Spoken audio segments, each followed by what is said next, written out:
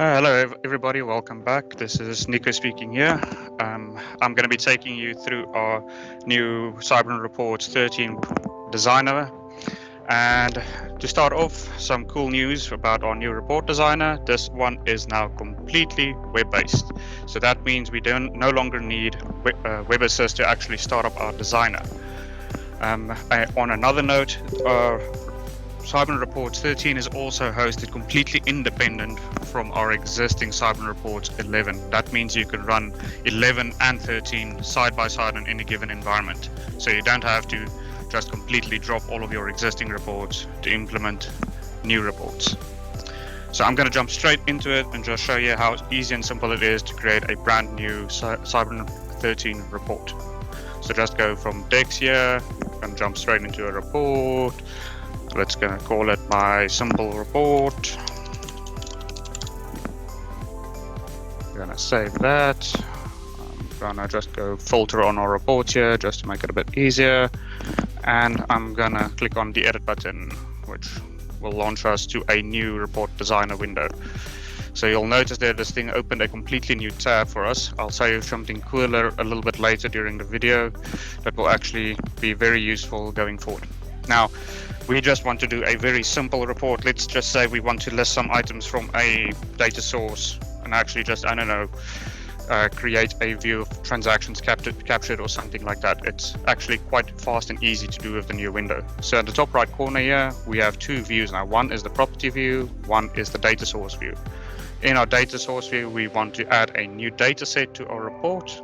And once you've clicked the add button, it will actually automatically load everything that has already been configured within our system that is supported.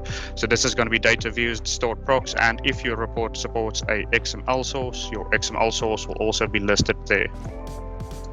So for now, I have configured some sample data views for us to use. So I'm just going to pick my sample one there.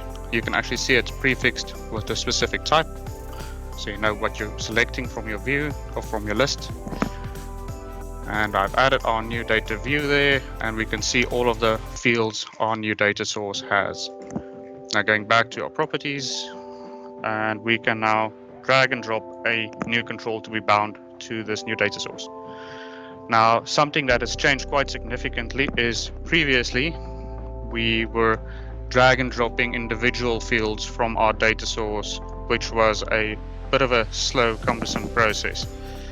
With the new report designer, you can simply drag and drop a table onto your view, select your data source, select your field, and it will automatically map your header, a content field, and a footer field. So let's map our three basic fields here. Let's pick that one as well. Save it, and voila, there is a simple report. You'll see that table actually automatically scales to the amount of items that is available in our data source as well. And that is creating a simple report. Now for the next part, I'm going to show you how to create a multi-source report. This means our Cyber 13 reports can actually support multiple data sources on a single report. So let's add a new report. Let's call it the multi-source report.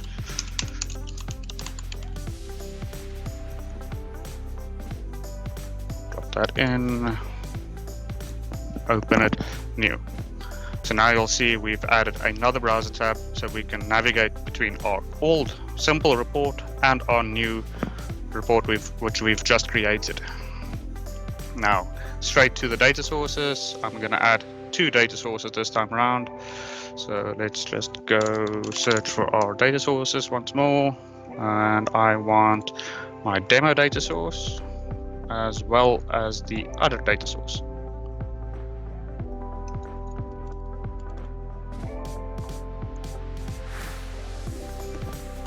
And now that we've added both data sources, you can actually see all of our included data sources listed here. This means now when we drag on a new control to be bound, we can now actually select which data source we want to bind it to. So let's just quickly expand this a little bit, and when we bind it, we can now see, do we want to bind to our data view, or do we want to bind to our data or stored proc? So we're actually going to add in two different tables, one for the data view, one for the stored proc. Let's just bind these fields once more. Key values.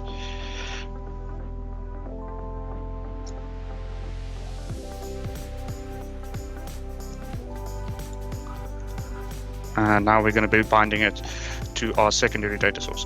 One thing you'll notice is once I've bound the first field, you'll notice the selection of data sources goes away, and that means the entire control is now bound to this specific data source.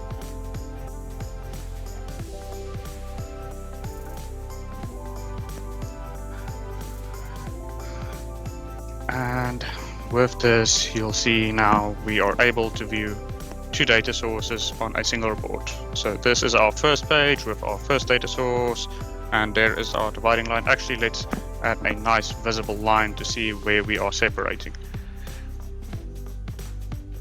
Let's do that.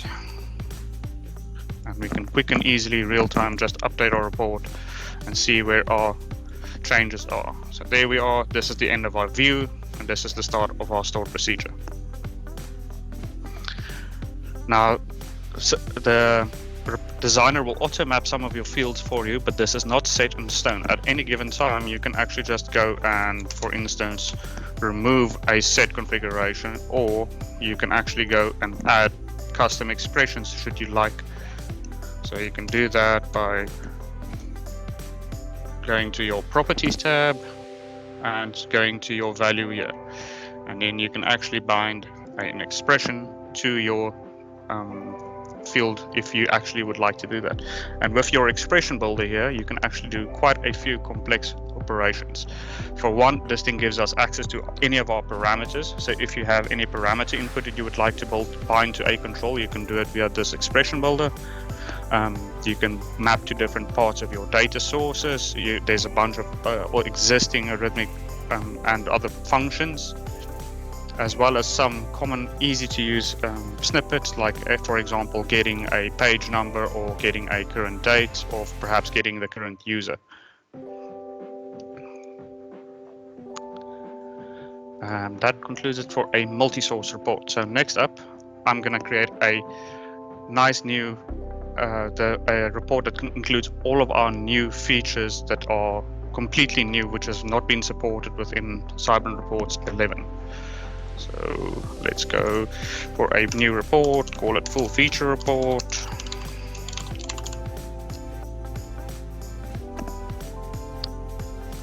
And open this to edit. Again, we have now a blank report. Now, one thing that's always been a hassle is getting images onto our report. This has now become a lot easier. First off, we just drag a new image control onto our report. And now we can see we have our image properties this side. And once we click there, you'll actually see a bunch of existing images already there. Now you'll see the different tabs there. Shared means these are images that are shared between all reports. Embedded reports would be unique to this report, and database images would be pulled from the database, but this is a feature coming soon. So shared here is a folder location located inside of your reporting service. So let's say, for instance, you have a bank logo which you would like to share between all available reports. You would simply be able to drop your image inside of the common folder and select it from the shared images. On a separate note, if you'd like to have some images unique to your current report, you can simply go to Embedded and you can upload a custom image of your choice. So I don't know if we actually have any images available here. This is on Ross's machine, so let's not steal any of his images. I'm just going to select one of our existing images here. And from here, we can also adjust its styling and as to how it will actually fit into our image control. To take note, once you've embedded an image, that image will be permanently saved along with that report, so it will be there for future reference. Okay, then let's say we want to theme our reports. That's also now a supported feature. So Currently, you just go to the report tab there, and you'll see all of the available pre-built themes as well as all the Cybrand configured themes. So these themes that are not prefixed are the themes actually pulled from the current Cybrand configuration. So that means if you have configured a theme for your app builder, you're also able to pull through your theme into the report designer. So let's go for our default dark theme, and let's add a data source with a table that is now themed.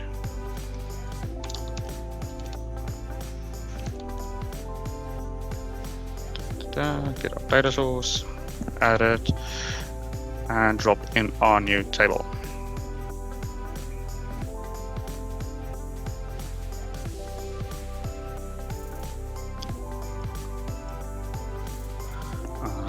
Let's say we don't want this column, we just remove it. And now we can preview. And now you'll see our table is now actually themed with the color themes from our Cybrand theme.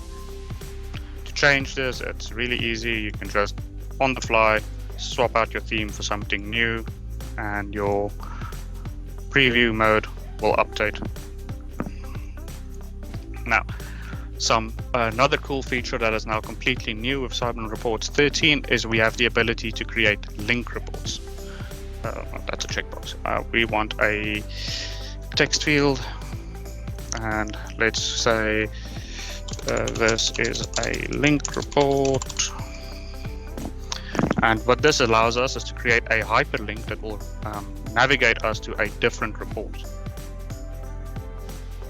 So once we go back to the properties of our text box, we can swap to the advanced view, and now we can actually bind an action to it. So we want to jump to a report, and this is the list of our available reports. So I'm just going to go for my simple report, which I've configured previously.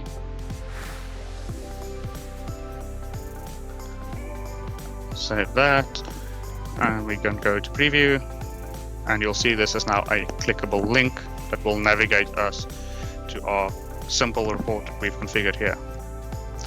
Now, what is cool about our multiple tab setup here, where we have a unique tab for each report, that means we can edit multiple reports at the same time.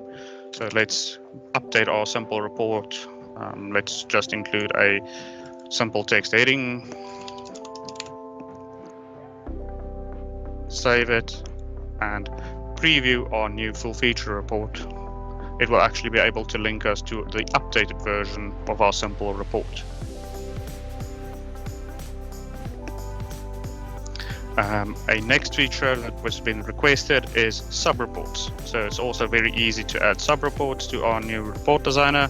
Click and drag a sub-report control onto your design area, select your report, and choose a report you would like to bind to. Let's go for our multi-source report. Save that.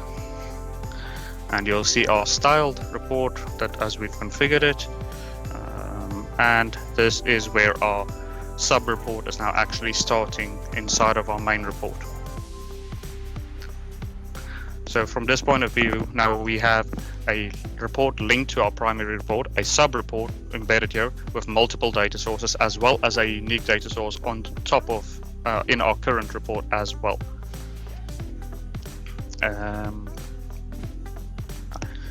Also, something that I'd like to just show is it's also possible, let's say for instance you've selected a theme and you don't like the way the theme is linking to a specific control. You want to swap the primary colors around. It's actually possible to do that using our expression builder.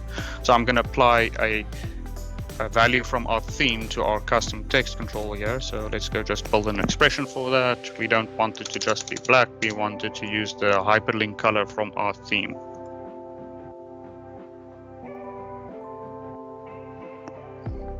That like so, save it, and now you'll see our link has now become blue.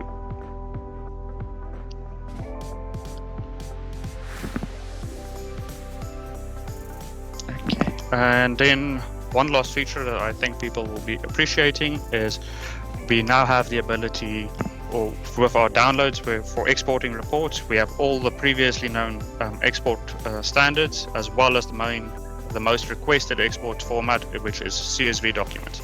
So it is now fairly easy to just export a CSV document from our new Cyber 13 reports, or Cyber Reports 13. Yeah, and I think that it concludes all of our new features that I wanted to show in this demo. If there is any questions, I hope to answer them now. Cool, thanks, Niku. There's a couple of questions that came through. So Jock asked if this will pull into the current report section within SES, or I presume he's asking if it's only available from DEX, or would you be able to access Cyber Reports 13 from SES? Okay, so reports are going to be fully accessible via SES, so you would actually have some function, can I say, more features available within the current SES workspace. For example, if you'd like to configure a XML source Cyber Report 13, you will be doing that via Studio. Actually, can I go to Studio from here? Then I can actually just show you. That might be the easiest way to go about it. So if we go to our report configuration, you'll see all of our reports are now mixed into a single list here. This is our multi-source report. This is our Cybernet 13 report, and you'll be able to actually access the designer as well as the preview from here, like you would traditionally in Cybernet Reports 11. This also gives you the functionality to include additional stuff, like, for example, the XML data source, as well as parameters pre-filtered. To give more clarity on the parameters, there are now various options for applying parameters in Cyber Report 13. Perfect, thanks. Jim asked a question, can you group data? I don't know if we want to go into showing how that is done, but the question is just, can you group data or maybe filter the data on the reports? Okay, yes, it would be entirely possible to group data. One of the cool new things that our new parameters actually allow us to do is to filter data specific to controls. So let's say, for instance, we want this table to only show a certain set of controls. We can actually apply parameters straight to this control. So it will take the data source, the data view which we've bound to this control, and it'll apply a filter to it just for this control. So let's just grab a value here.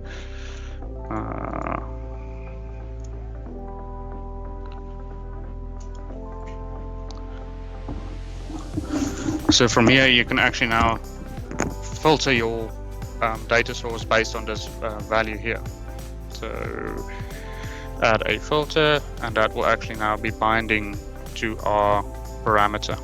So we want to filter the sections based on the value from our parameter. So let's just grab a fixed value there. Let's call it the user section. We just want to see the user values. So then it will filter based on the sections, and it will only filter values that are user values.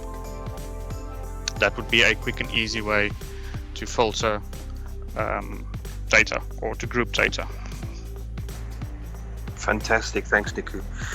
Michael asked a question which I think you have already answered. He just asked if you can have XML data sources, and the answer is yes, from what you showed previously.